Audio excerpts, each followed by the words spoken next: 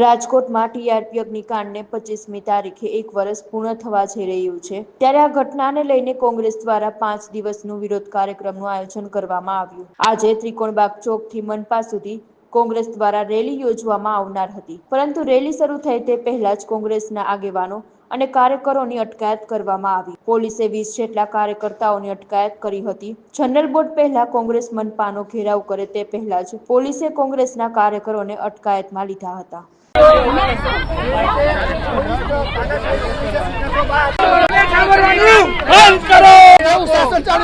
सरकार बी जाए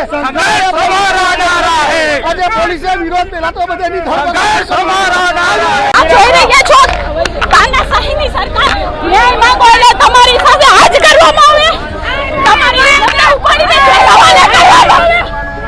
टीआरपी कांड जे अग्निकांड बन्यो छे ने आजे 1 वर्ष पूरुं रह्युं छे एनी वर्षी निमित्ते राजकोट महानगरपालिकाना म्युनिसिपल कमिशनरने आज घेरावनो कार्यक्रम राखवामां आव्यो छे। आवेदनपत्र देवामां आव्युं छे अने गई काले पोलीस कमिशनरने आवेदनपत्र देवाना छे। एना पछीना दिवसे राजकोट शहेरनी अंदर पत्रिकानुं वितरण करवामां आवशे।